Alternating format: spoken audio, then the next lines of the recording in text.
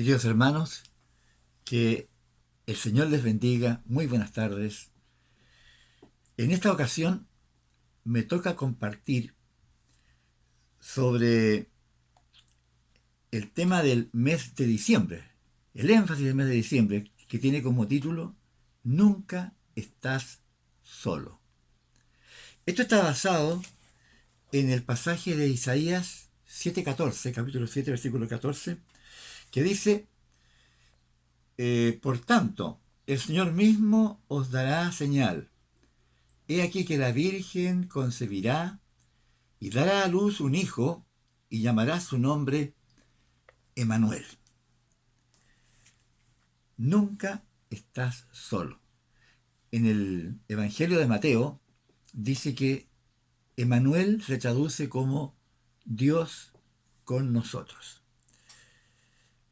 Cada persona, seguramente te ha pasado a ti, me ha pasado a mí, hemos tenido que enfrentar problemas de soledad.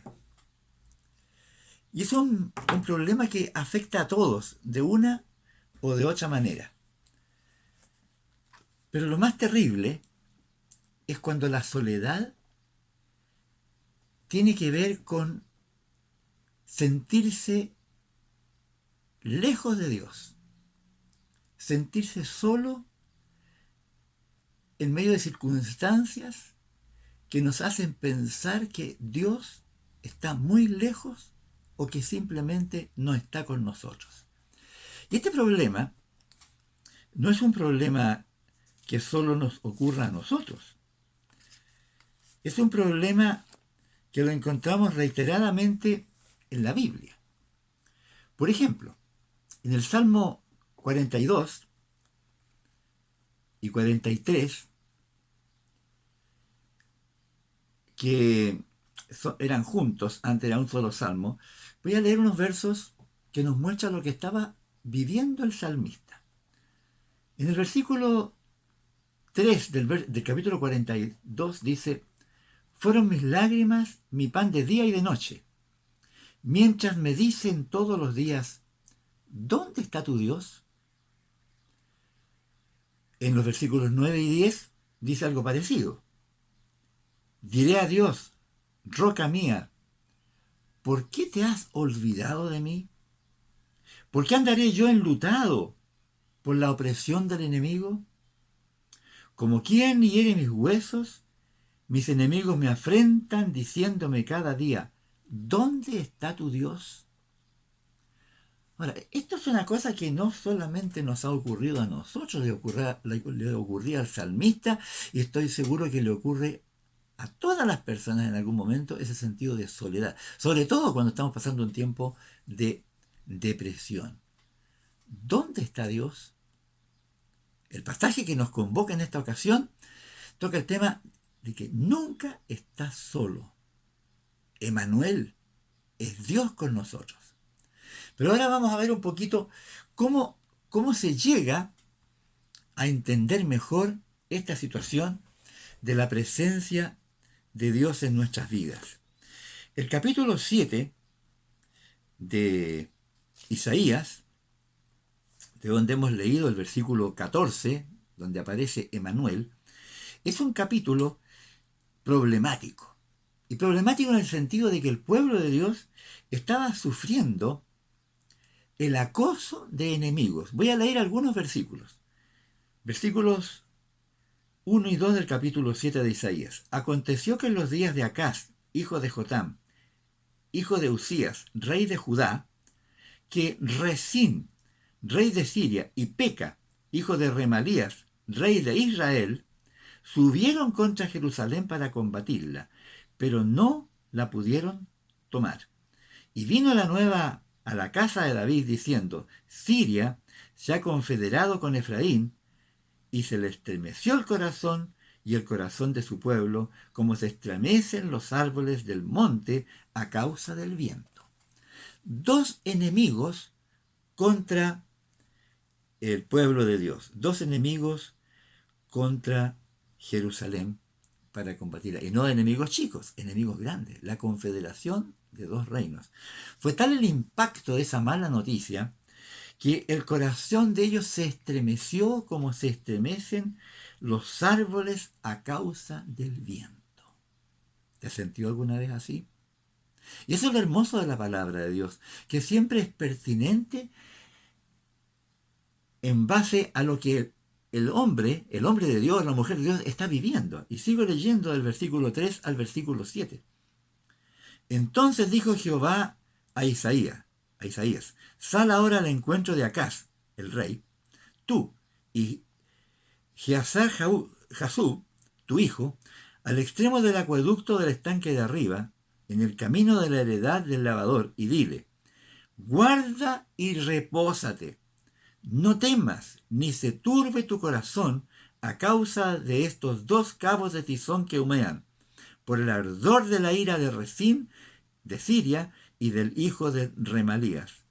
Ha acordado maligno consejo contra ti el sirio, con Efraín y con el hijo de Remalías, diciendo, vamos contra Judá, y aterroricémosla, y repartámosla entre nosotros, y pongamos en medio de ella por rey al hijo de Tabeel. Por tanto, el Señor dice así, no subsistirá ni será. La palabra de Dios contra el consejo de los enemigos del pueblo de Dios. Y este punto, hermanos, es muy importante de considerar, porque siempre vamos a encontrar en la Escritura que Dios está respaldando a su pueblo y que Dios nunca le va a dejar. Aunque nuestros enemigos en nuestro tiempo, al ver que estamos pasando un mal momento, nos digan, ¿dónde está tu Dios? Tú que te dices tan cristiano, tú que vas a la iglesia, tú que dices que lees la Biblia, que dices que oras, ¿dónde está tu Dios que no te ayuda? ¿Le ha pasado eso? Esto ya ocurrió en tiempo antiguo, ha seguido ocurriendo a través de toda la historia, seguirá ocurriendo, pero nuestro Dios nos respalda por medio de su palabra. Leo más abajo, versículos 10 al 12. Habló también Jehová a Acaz diciendo, pide para ti señal de Jehová tu Dios, demandándola ya sea de abajo en lo profundo o de arriba en lo alto. Le da el Señor la oportunidad de pedir señal para confirmar lo que Dios le está diciendo. Y respondió Acaz, no pediré y no tentaré a Jehová. El hombre, en este caso el rey Acaz, no tenía, no sé si el ánimo, la confianza, la disposición para aceptar, para pedir una señal a Dios. Somos contradictorios los seres humanos. A veces nos falla la fe, nos falla el ánimo, estamos decaídos. Pero aunque el hombre esté mal, Dios siempre va a estar bien. Porque dice la palabra, dijo entonces Isaías, oíd ahora, casa de David, ¿os es poco el ser molestos a los hombres, sino que también lo seáis a mi Dios? Y aquí viene el versículo 14. Por tanto, el Señor mismo os dará señal. He aquí que la Virgen concebirá y dará a luz un hijo, y llamará su nombre Emanuel. Y este verso, nosotros lo conocemos eh, bastante bien a través en la Navidad. El niño Emanuel, Dios con nosotros. Pero sigue adelante, porque esto es una profecía que en primer lugar viene al rey Acaz. Sigue diciendo, leo de nuevo, y dará a luz un hijo y llamará su nombre Emanuel. Comerá mantequilla y miel hasta que sepa desechar lo malo y escoger lo bueno. Porque antes que el niño sepa desechar lo malo y escoger lo bueno, la tierra de los dos reyes que tú temes será abandonada. Y se estaba refiriendo el profeta en primer lugar a un niño que iba a nacer en tiempos de Acaz. Y cuando el niño llegara aproximadamente a una edad de 3 años, era una profecía de cumplimiento en el mediano plazo, aquellos dos reyes que amenazaban a Jerusalén y al rey Acaz iban a abandonarla. La profecía, en primer lugar, se cumple en tiempos de Acaz. Ahí surge. Pero nosotros tenemos que entender que la Biblia a veces tiene cumplimiento inmediato cuando fue escrita, si es una profecía, y se va a seguir cumpliendo en el tiempo. Nosotros, en primer lugar, encontramos que esta promesa de Isaías es una promesa pertinente al tiempo que está viviendo el profeta. Sin embargo, también es una promesa cumplida, y esto es lo que nosotros recordamos siempre, cumplida en la Navidad. En Mateo, capítulo 1, versículos 18 al 23, está el relato completo, pero yo solamente voy a leer lo más cercano. Cuando el ángel a José le habla en sueños, cuando él tenía dudas de recibir a María porque se halló que había concebido el Espíritu Santo y él no sabía qué pasaba, el ángel le habla en sueños y dice versículo 20, y pensando él, José, en esto, he aquí un ángel del Señor le apareció en sueños y le dijo, José, hijo de David, no temas recibir a María tu mujer, porque lo que en ella es engendrado del Espíritu Santo es. Y dará a luz un hijo, y llamará su nombre Jesús, porque él salvará a su pueblo de sus pecados. Todo esto aconteció para que se cumpliese lo dicho por el Señor por medio del profeta cuando dijo, he aquí una virgen concebirá y dará a luz un hijo, y llamarás su nombre Emmanuel, que traducido es Dios con nosotros. Y aquí se le da claridad. Lo que en Isaías aparece solamente como Emmanuel, en el relato de Mateo, dice que Emmanuel es Dios con nosotros. Y esta declaración nos tiene que llegar y tenemos que recibirla siempre en el sentido personal.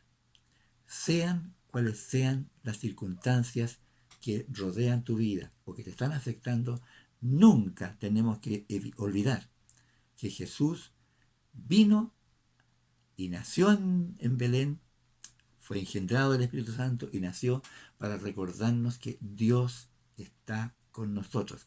Jesús es Dios encarnado, es el Verbo encarnado.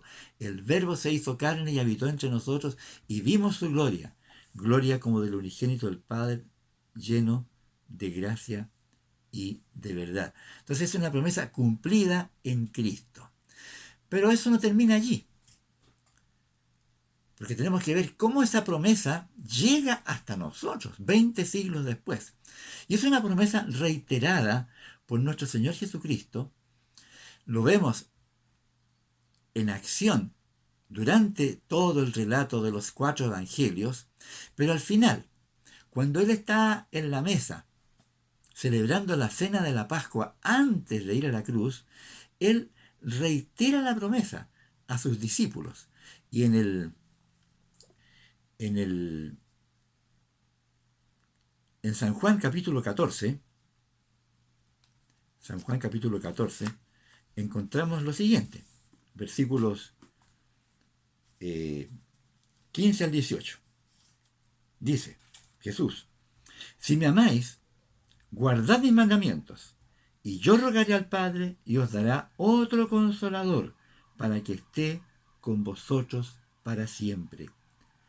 El Espíritu de verdad, al cual el mundo no puede recibir porque no le ve ni le conoce, pero vosotros le conocéis porque mora con vosotros y estará en vosotros. Y se refería a él mismo.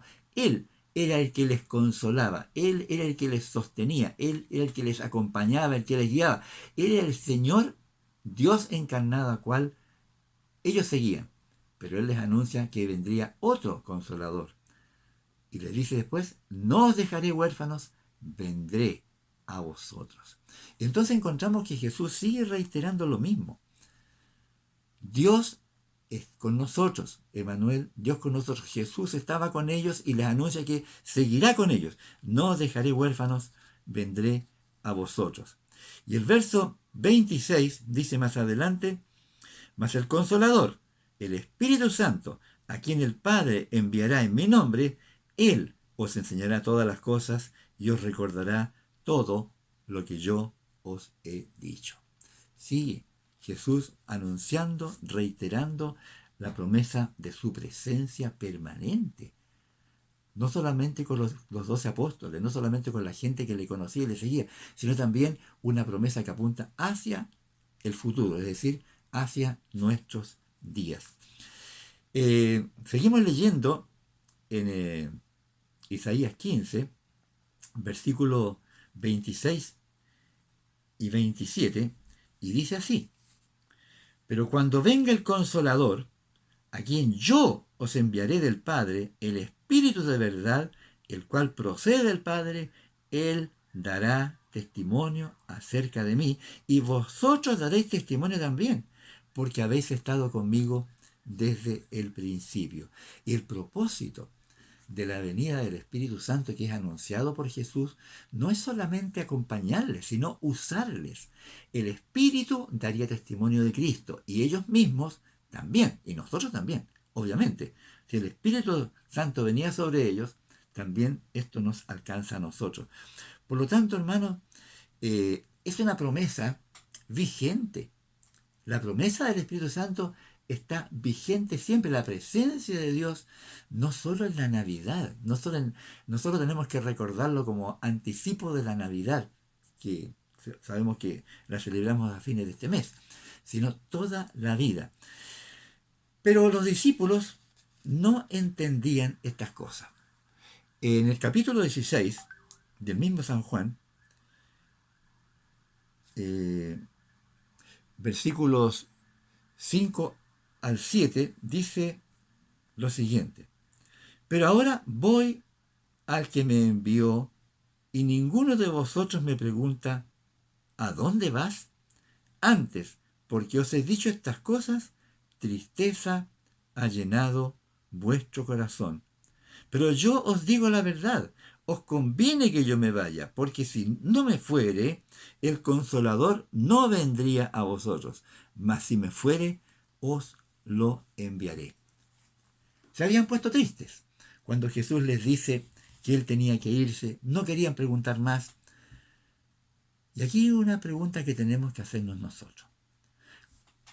¿Somos nosotros cristianos tristes, como los discípulos se pusieron cuando les dijo que él tenía que irse?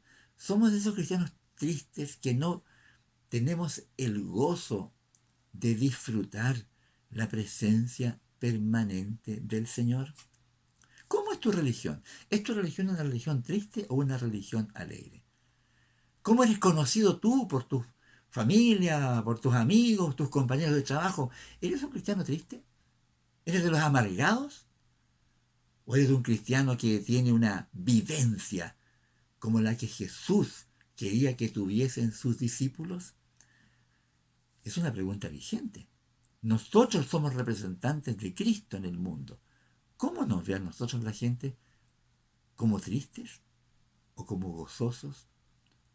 ¿Cómo te ves tú cuando te enfrentas ahí todas las mañanas al espejo? Cuando nosotros comenzamos leyendo el Salmo 42-43, cuando la gente le decía al salmista, ¿dónde está tu Dios? Hay un versículo que se repite 3 veces en esos dos salmos, 42-43, porque el salmista parece que se miraba al espejo en la mañana y se miraba el rostro y se veía amargado. Entonces él dice, ¿por qué te abates, oh alma mía? ¿Y por qué te turbas dentro de mí? Espera en Dios, porque aún he de alabarle, salvación mía y Dios mío. Si el Señor está con nosotros, como su palabra nos dice, ¿tenemos que ser tristes y amargados?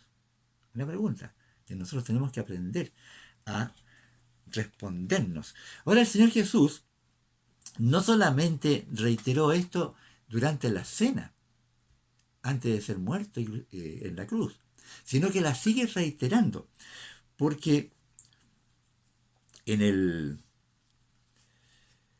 relato de Lucas dice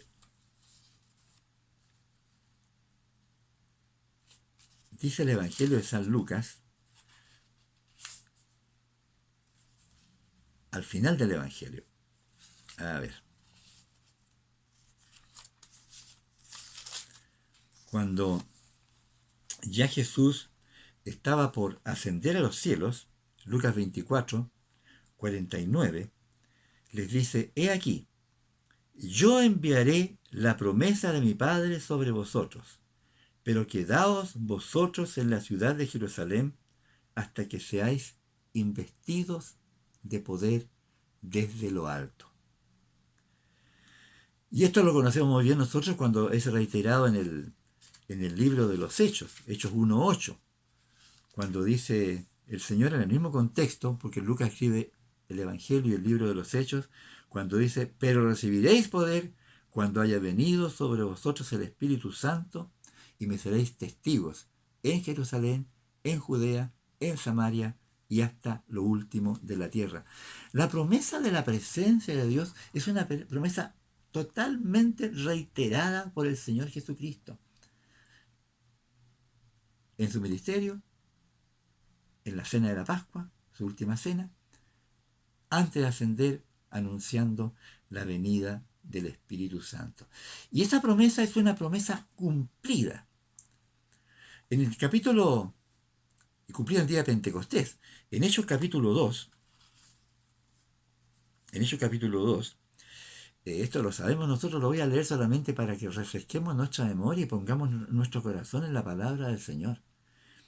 Dice: cuando llegó el día de Pentecostés, estaban todos unánimes juntos, y de repente vino del cielo un estruendo como de un viento recio que soplaba, el cual llenó toda la casa donde estaban sentados, y se le aparecieron lenguas repartidas como de fuego, asentándose sobre cada uno de ellos. Y fueron todos llenos del Espíritu Santo, y comenzaron a hablar en otras lenguas, según el Espíritu les daba que hablasen. Y ahí fue cumplida la promesa del Padre de enviar su Espíritu. Y en los versículos 32 y 33, después que Pedro se levanta y da una explicación escritural, bíblica, a la multitud que se había congregado, dice así: a este Jesús resucitó Dios, de lo cual todos nosotros somos testigos.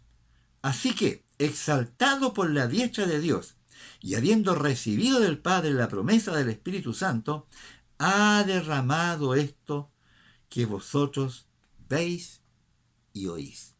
Pentecostés marca un antes y un después. ¿En qué sentido un antes y un después? Antes de Pentecostés, los hombres de Dios, cada persona que era parte de Dios, recibía el Espíritu Santo para momentos muy específicos. Un profeta era tocado por el Espíritu Santo, era usado por el Espíritu Santo, daba la profecía y el Espíritu Santo era retirado del hombre. Y eso ocurrió siempre. No tenían el Espíritu Santo viviendo dentro de ellos. Pero en Pentecostés, al cumplirse la promesa del Padre, cambia todo.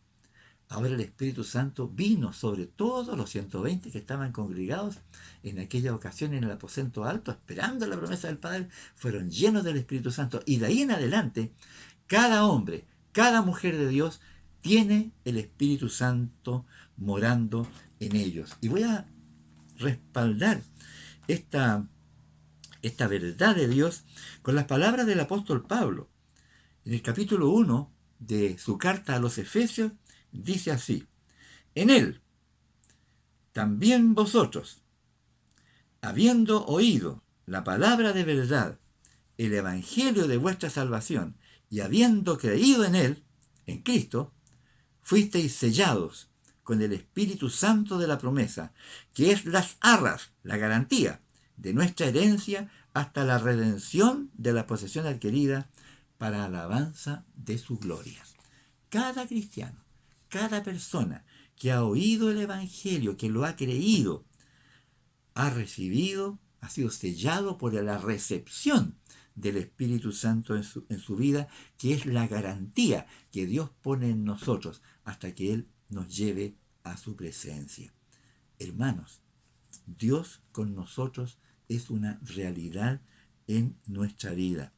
Y esto quiero terminar mencionando lo que dice Pablo a los Corintios, en el capítulo 6 de Corintios, versículos 19 y 20, cuando él es muy categórico, es muy reiterativo, hablando, reprendiendo a aquellos que estaban mirando en menos la santidad de sus vidas, les dice así: ¿o ignoráis que vuestro cuerpo es templo del Espíritu Santo, el cual está en vosotros, el cual tenéis de Dios, y que no sois vuestros? Porque habéis sido comprados por precio. Glorificad pues a Dios en vuestro cuerpo y en vuestro espíritu, los cuales son de Dios. Hermano, el Espíritu Santo está en tu vida no para que lo sientas, no para que tirites, no para que tembles, no para que tiembles, no que te pongas a saltar o a hacer cosas raras, no. El Espíritu Santo está en tu vida como un cumplimiento de la promesa de Dios, que si tú eres un creyente en Cristo, por la fe del Evangelio, si tú puedes creer en Él, es porque el Espíritu Santo ha venido a tu vida, porque Dios quiere usarte para su gloria, dando testimonio de su presencia en ti. Quiero terminar haciendo algunas observaciones. El título de nuestra reflexión es: nunca estás solo. Ciertamente, nunca estamos solos. El Espíritu Santo mora en nosotros en cumplimiento de la promesa del Padre, que viene desde Isaías, pasa a través de Cristo, es reiterada por Cristo, la hemos recibido, la tenemos en nosotros cada hijo de Dios. Tres cosas importantes que debemos considerar. Si el Espíritu Santo está en nuestra vida, conversemos de todo con el Señor. Conversemos de todo con el Señor. Mire, voy a hacer una pequeña analogía para que vean cómo yo veo las cosas. Cuando yo era joven, hace muchos años, y veía una persona hablando sola en la calle, inmediatamente pensaba: este está mal de la cabeza. ¿Saben? Ahora veo frecuentemente personas hablando solas en la calle. Andan con los fonos puestos, colgaditos acá, el celular en la mano, y van caminando, hablando. Uno lo ve hablando solo, pero ahora yo sé que están hablando por el celular con alguna persona que quién sabe dónde está. No están locos, están hablando. Si estas personas son capaces de hablar por el celular donde andan, ¿por qué tú y yo no somos capaces de hablar todo el día con el Señor? En tu casa, cuando vas caminando, cuando estás trabajando, cuando estás en tu cama, cuando estás en la ducha. ¿Por qué no podemos conversar con Él todo el día? Si está dentro de nosotros, si no tienes que cargarlo como un celular. Si vive en ti y vive en mí, ¿por qué tenemos que a veces estar encerrados en nuestra problemática como si nosotros tuviésemos la capacidad de resolver todas las cosas? ¿Por qué no conversamos con Él? Debemos ser consecuentes con nuestra fe. Debemos ser consecuentes con el Espíritu Santo que Dios ha puesto en nosotros, conversando con Él. A veces somos peores que aquellos matrimonios que están peleados y que pasan en su casa, uno en una parte, el otro en otra, y no hablan nada. Bueno, eso ocurre si el Espíritu estuviese entristecido en nosotros a causa de nuestro pecado. Pero si esa es la realidad, arrepiéntete. Arrepiéntete. Vuelve al Señor. Busca restaurar tu relación con Él. Sé lleno del Espíritu. Para que puedas conversar de todo con el Señor. Y te vas a asombrar. Cómo Dios ilumina tu mente y te da soluciones a cosas que por ti mismo tú no tienes. La verdad del Espíritu Santo no es para saberla, es para vivirla. No seamos religiosos vanos, seamos creyentes que disfrutan la presencia de Dios en la vida porque el Espíritu está en nosotros. Eso en primer lugar. Conversemos de todo con el Señor. En segundo lugar, escuchemos su palabra que fluye de las Sagradas Escrituras. Cuando leamos la Biblia, no la hagamos así como el loro. Bueno, los loros no saben leer, pero pueden repetirla. Ni siquiera la repitamos ni la leamos de corrido. Cuando leamos la Biblia, cuando la escudriñemos, conversemos con el Señor de todo lo que vamos leyendo, de todo lo que observamos, de todo lo que comparamos. Si vemos una parte en la palabra y te llamó la atención y la ves en noche y dices, Señor, pero qué tremendo, si lo mismo que estaba leyendo en el Nuevo está en el Antiguo. Y convérsalo con el Señor, si está dentro tuyo. Haz de tu relación con el Señor la mejor compañía al leer la Escritura. Interpreta la Biblia tal como está en la Escritura, conversando con el Señor. Si te asombra la palabra, asómbrate con el Señor y coméntale lo que estás leyendo. ¿Ya? No busques interpretar la Biblia a tu manera, porque el Espíritu Santo que inspiró la Biblia no se contradice. La interpretación es una sola, una, aunque la aplicación puede variar. Y en eso es muy importante que también tú le digas al Señor, Señor, esta palabra que aparece aquí, ¿cómo la aplico a mi realidad? 20 siglos después o más años, más siglos de lo que fue escrito. ¿Cómo lo aplico yo hoy día? Pregúntale al Señor, conversa con Él cómo puedes aplicar aquella palabra a tu vida. La lectura, la reflexión, el escudriñar la palabra de Dios, tienes que hacerlo en oración para poder recibir del Señor la interpretación y la aplicación correcta. Y por último, glorifiquemos a Dios en nuestras vidas porque somos su templo. Templo del Espíritu Santo. Él vive en nosotros. Él es el Emanuel. Él es Dios con nosotros, que vive en nosotros, que es garantía de que somos propiedad de Dios. Y entonces, en esa relación con Él, vivamos para la gloria de Dios. ¿Es difícil? No es difícil. Solamente hay que creerlo y ser consecuentes con lo que creemos, dando pasos de fe. Que el Señor te bendiga, hermano. Que este mes de diciembre, donde estamos prontos a celebrar la Navidad, sea un mes en el cual tú puedas dar pasos de fe, disfrutando la presencia de Dios en tu vida. Que ese gozo que cantamos en Navidad sea un gozo que lo vivimos a diario. En medio de los problemas, cuando tú te veas afectado por ello, pon en práctica lo que sabes, pon en práctica lo que estamos viendo. Vive para la gloria de Dios. Que tu celebración de Navidad sea la presencia de Dios donde tú llegues y ante quienes converses. Y no solo en Navidad, sino todos los días de tu vida. Que el Señor te bendiga, que tengas un hermoso mes de Navidad y que la presencia de Dios en ti fluya para bendición de muchas personas. Que Dios te bendiga y hasta una próxima oportunidad.